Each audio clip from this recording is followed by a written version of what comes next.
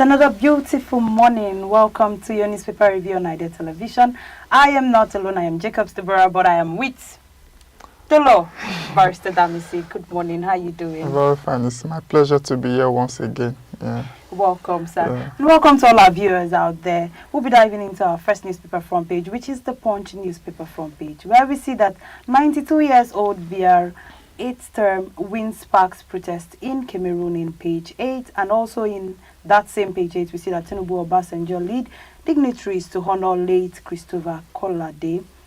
We also see in page 9 that Natasha broke panel code to attacks on Akpabio, Benlo, says AGF. We also see doctors mobilized for Friday strike amid the 38 billion naira unpaid allowance in page 7. And the big headline, chairmanship, PDP consensus deals shatters as Lamido rejects to Rake.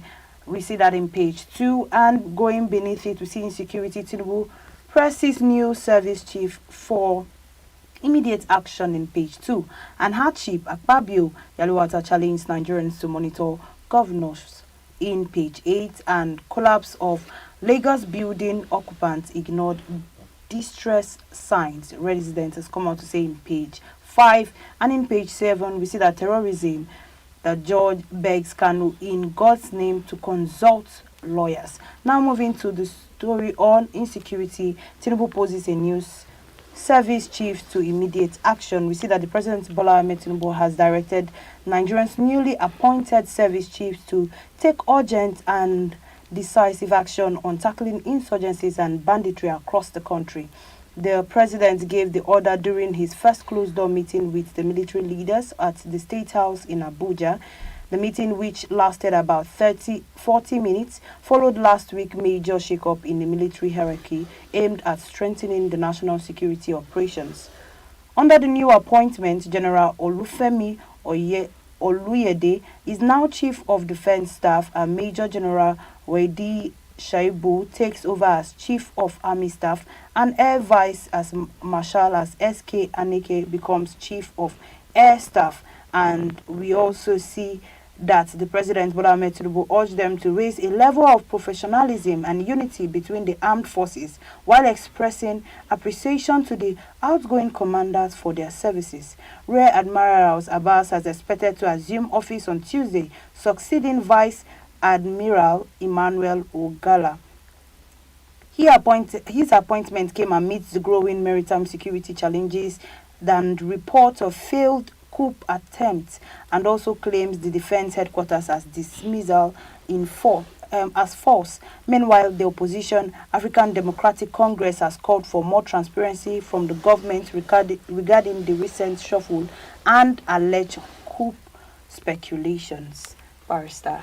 Like I always say, whenever the President, the Grand Commander of the Federal Republic of Nigeria, whenever he makes appointments of this sort, we always want to see and meet with the persons that he has appointed, And the military shake-up, irrespective of whether it was as a result of a coup plot or it's just maybe a strategy. So the President will always seek to admonish or charge the new service chiefs that this is what I have in mind. This is, go and I've given you the mandate, go and crush the bandits, go and crush the terrorists. So it's a good one in general for the President to meet his service chiefs, and he gives them that mandate that they should go and crush the whole insecurity situation that is going on in the country. But now, so it's now built on the service chiefs to they have their work cut out, because at the end of the day, you just see that when they go back to their offices, when they go back to their seats, we are still dealing with daunting security challenges. I mean, these challenges are so daunting. Like in every section of this country, south, every sub-region, southwest, there's one security challenge or the other in which our military is involved. So they have their work cut out. We just hope and pray for them that in the next maybe 2, 3 years or 4 years that they will be there, that they do a good job in helping stop the insecurity situation. You know, as regards what's happening in Mali, you know, Mali now, they are talking about Mali, Burkina Faso. I mean, some of these countries, these Sahel countries, you see a lot of Islamist terrorists moving into these countries. I know it might just spill over to Nigeria. So they have their work cut out, and hopefully they do a good job in stalling or dealing with our insecurity problems. Yeah. Okay, moving to the statement by Akpabio. On hardship, Akpabio and Yalowata are challenging Nigerians to monitor their governors. We hear that as Nigeria continues to face economic hardship, Senate President Godswill Akpabio and APC National Chairman Professor Yalowata has called citizens to closely monitor how state governors and local government chairmen spend increased revenues and allocations. Speaking at the separate event, the separate event at Abuja, both leaders emphasized on the monthly allocation, raising around 400 billion to over 2 trillion naira substantial government. Now, I like the fact that they are trying to involve the citizens. Of course, that's I think that was most of the things that we, the media, have been trying to push for citizens to be able to come out and actually have a voice for themselves and be able to get, let's say, involved in whatever that is going on in their country. Now, I wanted to ask a very, very, very straightforward question.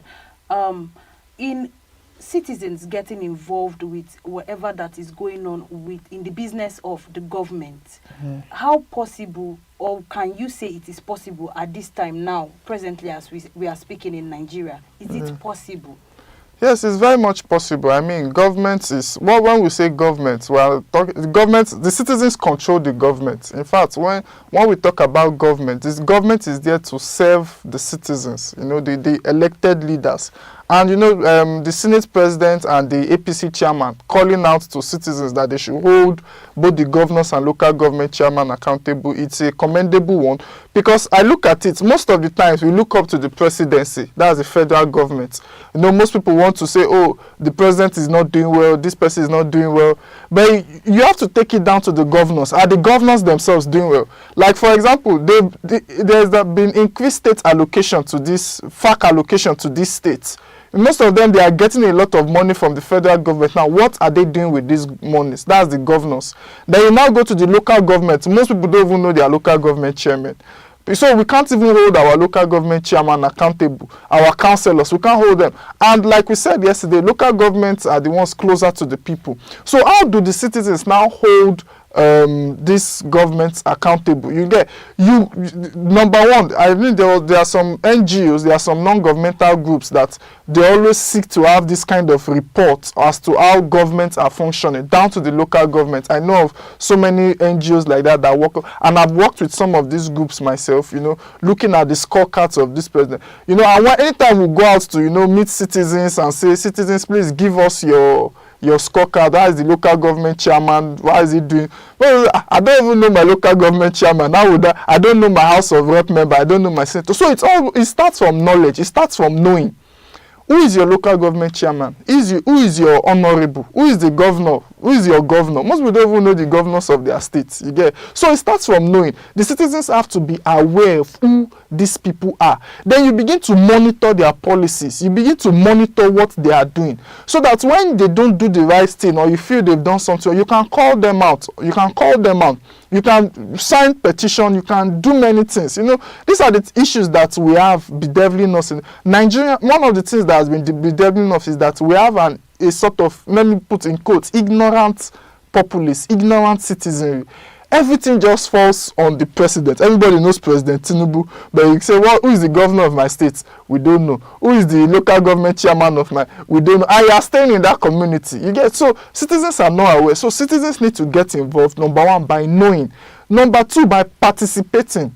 You participate in the electoral process. I mean, there was a time when we were doing local government elections in Abuja here, and the turnout was so poor. Nobody really cares about Amak, nobody cares about Kuje, nobody cares about Gogolada. We just feel, and these people are very relevant, because all these small projects, boreholes, fixing of these internal roads, is the local government that is meant to be doing all of that. It's not just the minister Wiki. Even in Lagos too, you see that the turnout for some of these elections are poor. So citizens need to know, need to be aware, then citizens need to start participating more. And I think we'll solve a lot of these our governance issues in Nigeria. Yes. Now, the main reason why I asked this question, I want to go beyond what we're talking about when it comes to allocation of funds.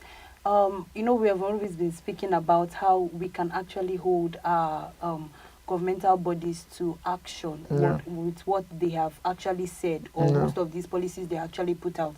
And this is, I'm happy to see that there's a senator, the Senate president is actually coming out to urge citizens. Now, there are so many ways, or will I say, so many things that have sparked unbelief from citizens towards their own governmental bodies that they've become so reluctant about making any change, because they believe that even after trying to make the change doesn't come. Now, I have a friend of mine that's an investigative journalist. I will not want to mention the person's name because of some reasons. Now, the person had a situation with the government.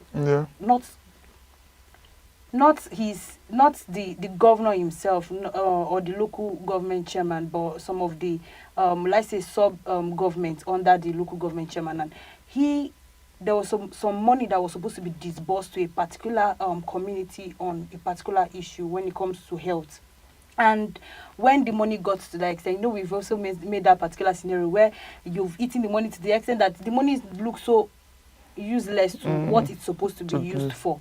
And he was trying to investigate on what happened to the money. And after proper investigation, he took some of the proof he had to the let's say to the police, and also wanted to put it at court, but did not come out successful. And at the end of the day, was held responsible for what he did.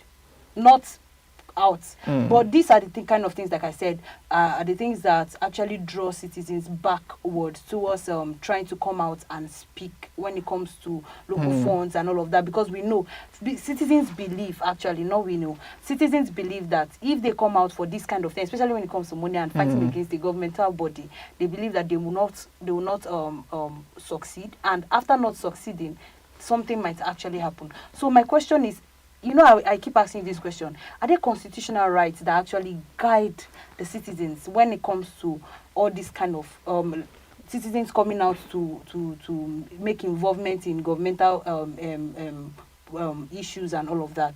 Yeah, obviously there are a lot of constitutional rights. And they are functional. The functionality is where we might now say, okay, because there are so many laws in the country that protect the rights of citizens, that give citizens assurance of, okay, if you come out to protest, if you come out to do this, if you come out, write a petition, you will be protected. But the functionality of these laws now is what comes into question, you get, because at the end of the day, the laws don't work themselves. It's human beings and institutions that make these laws to function, you get. So, but what I will say is that we cannot give up.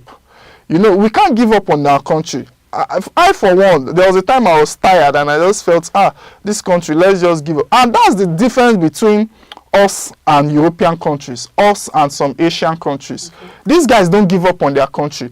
It might take a while, but once the citizens keep on pressing on with these demands, once the citizens keep on marching on, you get, things will definitely function. So for every citizen of Nigeria, I would just say this: anybody that is trying their best, you know, to fight for emancipation, fight for one right or the other, please don't give up. Continue.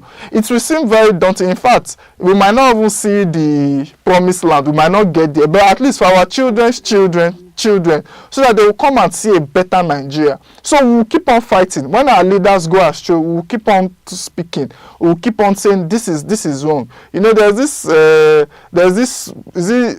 passage even in the Bible that says that Abraham didn't even see he saw the promised land. He saw the promise, but he didn't even enter into the promise. You get, so it's just like that. We can just keep on pressing on, marching on. You get, Martin Luther King, he said he had a dream. Barack Obama became the first black president in US in 2008. He didn't see it, but he had a dream. So us as citizens, let us just keep marching on. Let us just keep pressing on. Yeah. Okay. Moving to the next newspaper front page, the Nigerian Tribune newspaper, we see that the 92-years-old BR re-elected president of Cameroon for 8th term in page 4 dead in opposition protest. We see that we also see that resident doctors issues 19 demands to advert indefinite strike, says federal government owing health workers 38 billion naira allowance in page 4. And moving beside that picture of the former the speaker, we see that Ekiti 2026 Oyibanji emerged APC governorship candidate in page 16. Promise not to disappoint citizens. Ekiti consensus template should be adopted nationwide. Ododo has come out to say. We also see that 2025 UTME JAM releases results of 85 underaged candidates. In page 17, we also see the big headline that confusion rage in PDP ahead of convention in page 15. And Tinubu service chiefs meet, review security strategies in page 3. Nnamdi Kanu dumps plan to enter defense and insists that he has no case to answer. Judge gives him 4 days to file a written address in page 4. Now moving to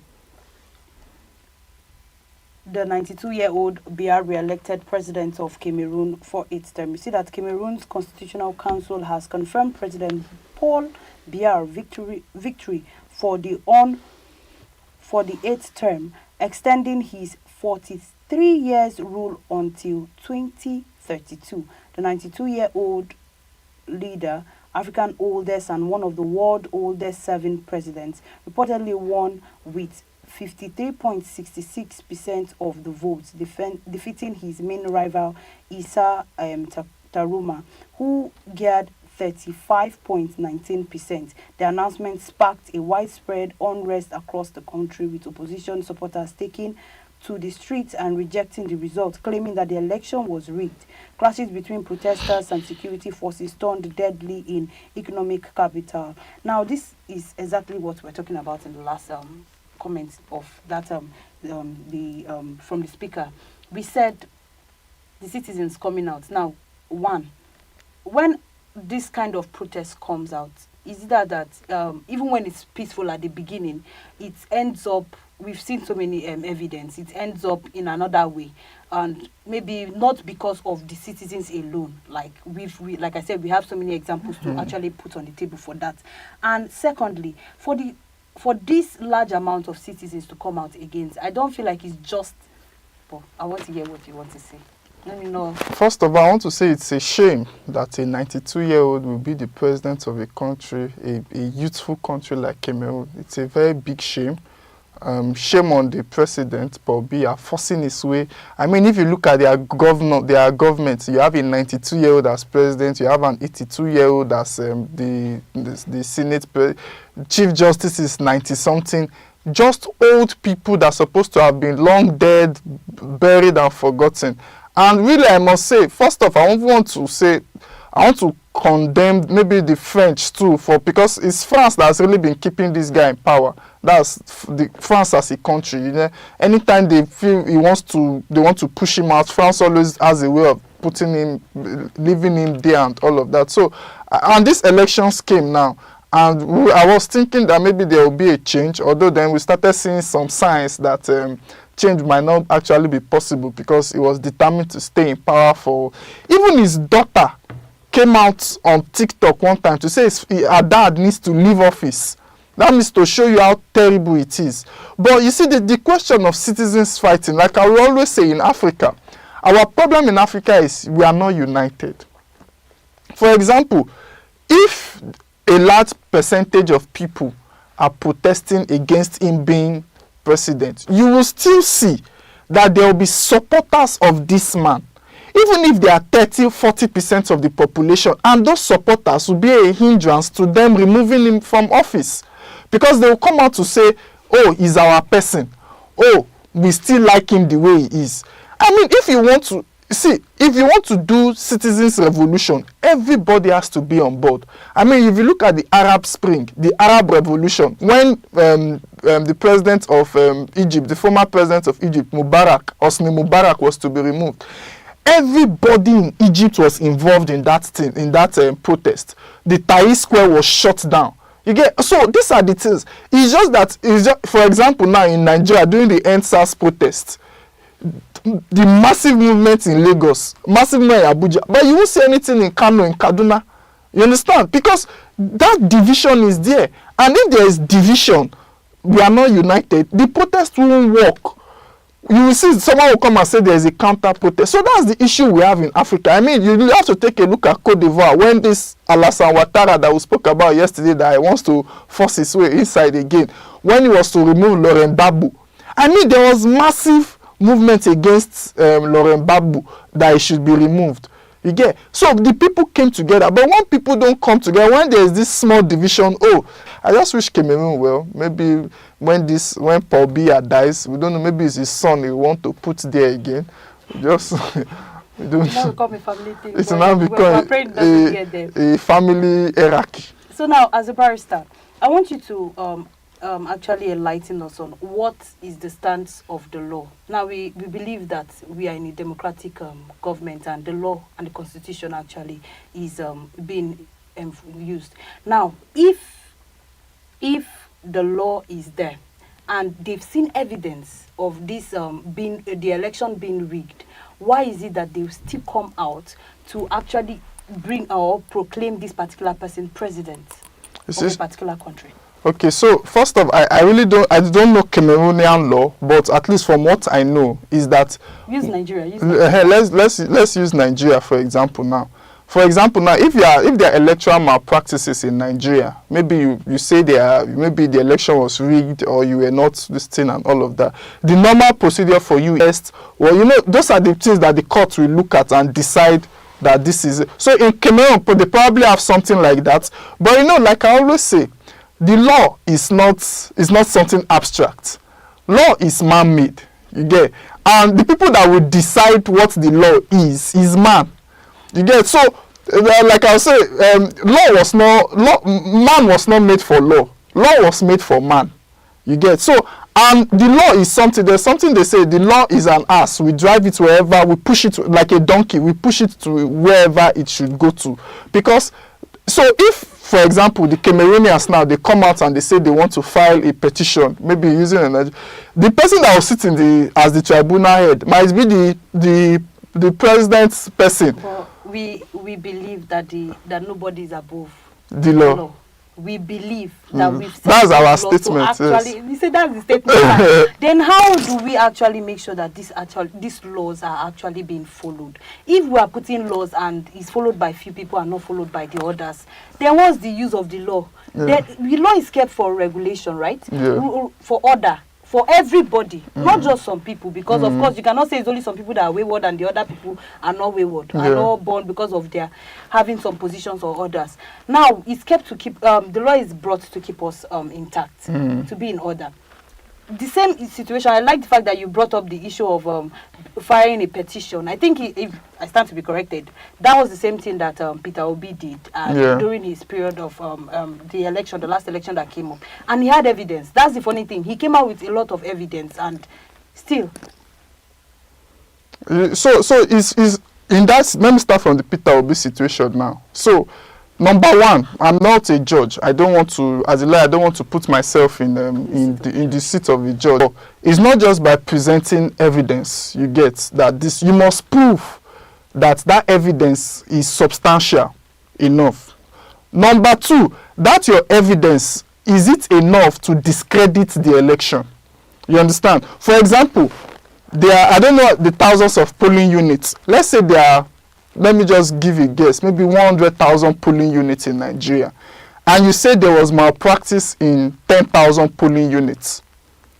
So that means that there were malpractice. Is it enough to discredit the entire elections in the entire 100,000 polling units? Those are the kind of things that the court will be looking at. You understand? So it's not just by saying, oh, there was malpractice in my polling unit. That polling unit that there was malpractice, is it enough to discredit all others? So you must prove that. Then I also say, you see, the thing with law is that there will always be biases. We don't know the mindset of the judge. We don't know the mindset of the Supreme Court justices. I don't want to go deep into and say, okay, there was bribery, there was this. No, I don't want to. I'll just stick to the facts that I know. The court decided that the evidence that was brought by Peter Obi and by Atiku Abubakar is not enough to discredit the election as won by President Bola Ahmed Tinubu. And we leave it. There's nothing we can do. They say after the Supreme Court, they are finite. After the Supreme Court, you can only appeal to God. And God won't come down and this. But as to what citizens can do, you see, like I said, law is created by man. And when man says that this law, we don't want it anymore, we want to change our laws, we want to change it, man has the power to do so. Now, you can either do so through what is going, like in Nigeria now, there is some sort of constitutional amendments going on in the National Assembly. Some people have said we even need a new constitution entirely. You get, you know, you have the likes of Wole Onanipekun, SAN. He said we need a new constitution entirely. So these are when questions like this are being raised, you get, you will see people, public opinion will be raised. Before you know, a president can come and say, look, we need an entirely new constitution. You get, some people have used protests to change their form of governance. You understand? Some people, some countries, they will come out and change and say, look, we are tired of the way, like for example, England, France, all of those countries, they were mainly monarchies. You understand? Ruled by monarchs. Although Britain still has its monarch, but its monarch is not the government anymore.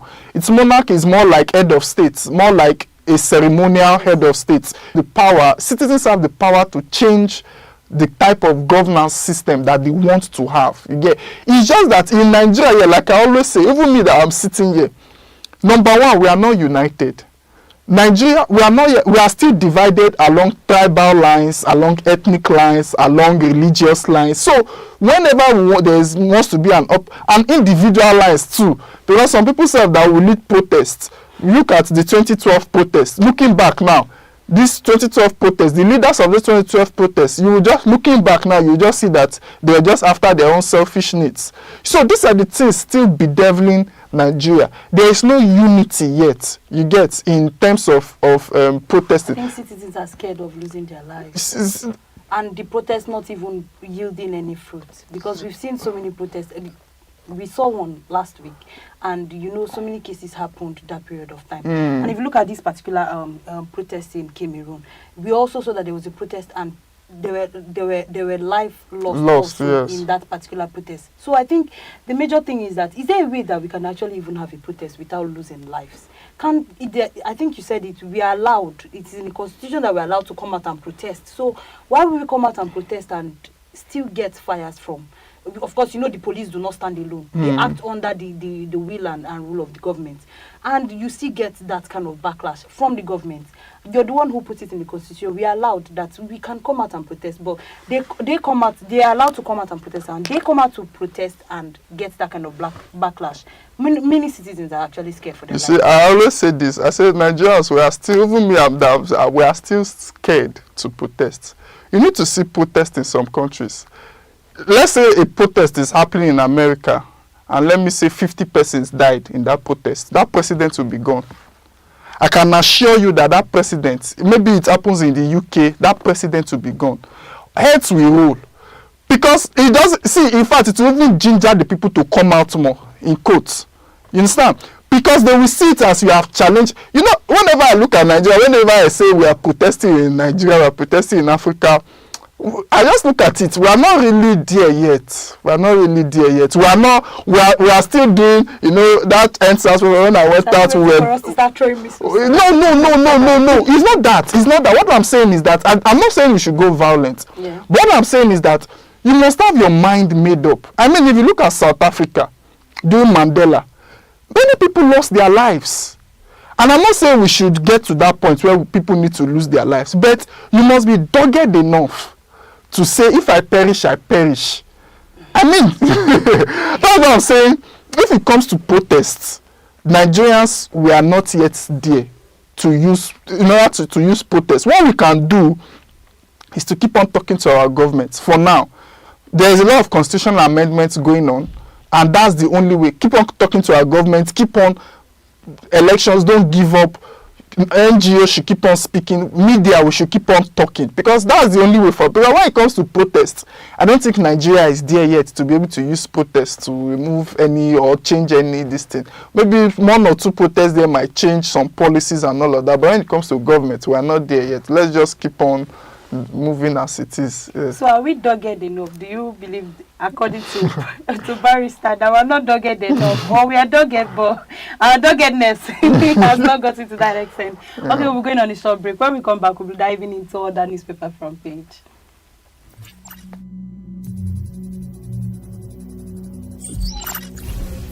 enhancing cybersecurity. As cyber attacks grow more sophisticated, cybersecurity technologies are evolving to defend against them. AI-driven threat detection systems, zero-trust architectures, and advanced encryption methods are becoming the new norm.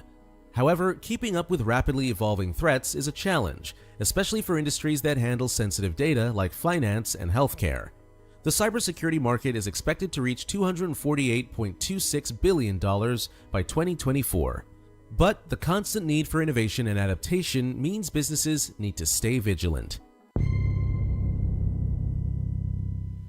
Welcome back if you're just joining us. This is your newspaper review on Nigeria Television. I am Jacob Stibora and I've been with Barrister in the house talking about some policies that need to be changed. Yes. Okay, we're diving into the next newspaper front page, which is the Guardian newspaper, where we see that ADC accuses Tinubu government of manipulating food prices for political gain. In page 3, we also see that NERD insists on November 1st strike, claims health workers owed 38 billion naira in 2 years.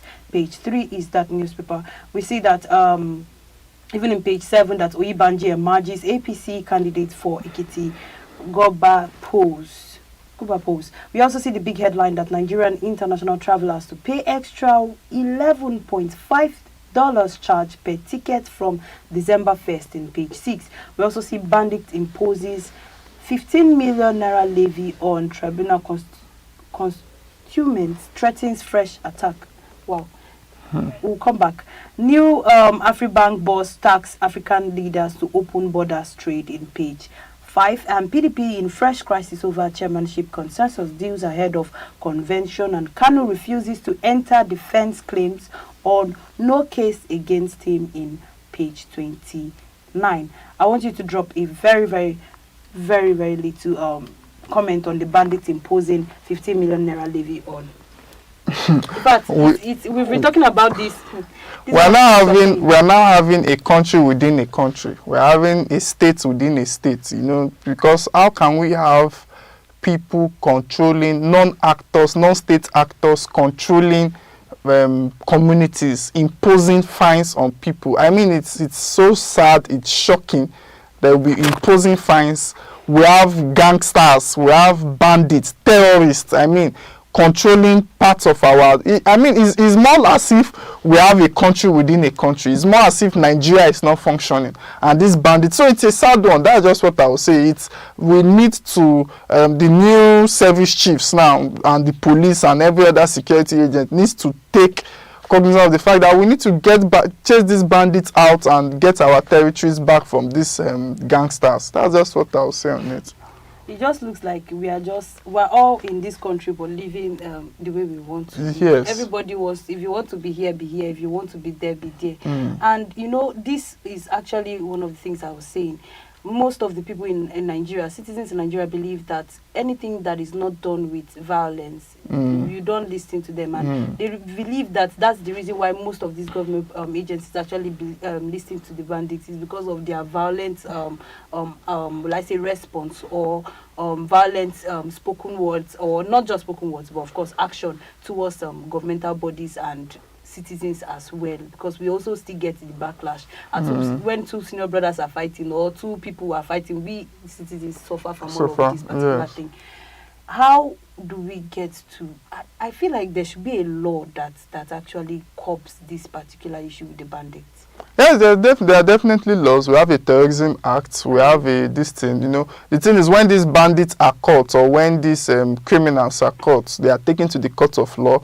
But like I said, functionality of the law is another thing again. You get, when these bandits are caught, you see some people saying that they should give them amnesty, that they should be pardoned, they should be released. Functionality of the law. Yes, now functionality of the law will definitely come into play. You get, so once the court, for example, now you catch a criminal and the court has said this person should be thrown as he has committed.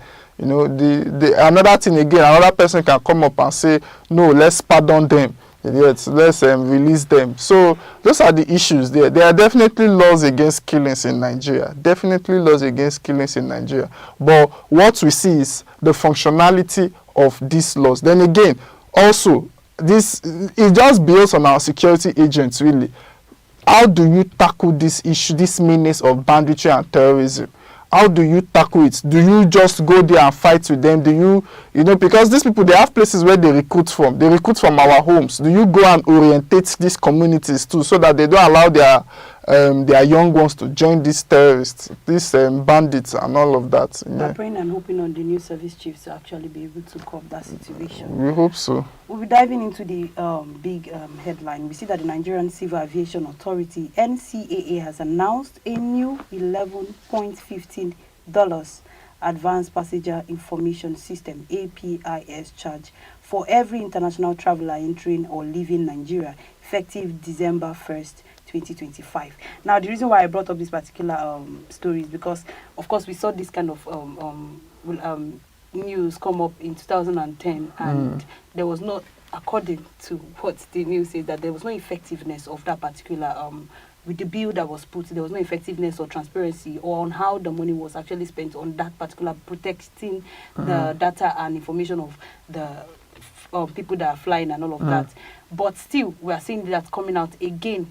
I think that's the last government or so. And now this is a new government, and not, okay, that's the government before Buhari, that's Goodluck Jonathan's time. And now we're seeing it again in this particular time. How are we sure that this would work now? So the Civil Aviation Authority coming out to say they are imposing more fees, for Nigerians to pay. It's basically, for me, it's a sad one, because you are telling Nigerians that are coming over here that they should pay more, and I don't know the reason for that. Maybe they want to cash in on the dirty December that is coming up soon. There are a lot of foreigners that will be coming into Nigeria, a lot of Nigerians that are abroad that will be coming into Nigeria to come celebrate with their loved ones and come party in Lagos and all of that. So maybe they want to cash in on that. But really, in other climes, if you go to other countries, things become cheaper during December period. You go to UK now, things seem to be more affordable then and all of that. But in Nigeria, air flights becomes flight tickets rather become more expensive. Things become more expensive because demand is more. So I really don't know the reason why they are increasing the fare. I really don't know. Probably we'll need to go deep into why NCCA said that there should be increased fare in all of that. But would this add to the Nigerian economy? Probably. More money means more business, more money to be made. More money means more business, more commercial activities to be done and all of that. So we just hope that it's for the best. I only pity those that want to come into Nigeria during that December 1 period to maybe January or whenever it's going to elapse. I really just pity them and hope that they're able to pay such exorbitant amounts of money that will also assist us here in Nigeria.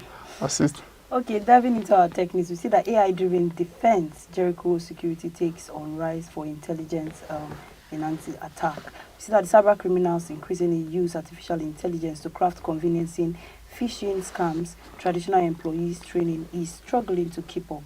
An interview with CISO series, Jericho security CEO Serge Sagai explained that his company is leveraging generative AI to stimulate realistic cyber attack and tailor security awareness programs for individual and employee. The goal, he said, is to measure and strengthen an organization's real-world reliance on AI-powered threats. Now, my simple question for this is, how do data protection laws like Nigerian Data Protection Act, that's ACT, or the EU or GDPR apply to AI-based cyber security in Nigeria? So cyber security, really our laws, really, when it comes to artificial intelligence, we've not really developed concrete laws like that as to because artificial intelligence is still an ongoing like you say, developing area. But really we've tried the Nigerian data protection laws is coming into play at this moment. When you have AI-driven technology coming into play, we need to protect our data. We need to protect So if you look at the Nigerian data protection law, it has some kind of sections or laws that protect you and I against invasion of our data privacies. But the most important thing is, mostly whenever I talk to technological lawyers that are into tech, tech lawyers and all of that, their major problem when it comes to AI is that people don't know. You know, when your privacy is being infringed upon, you have laws that protect you.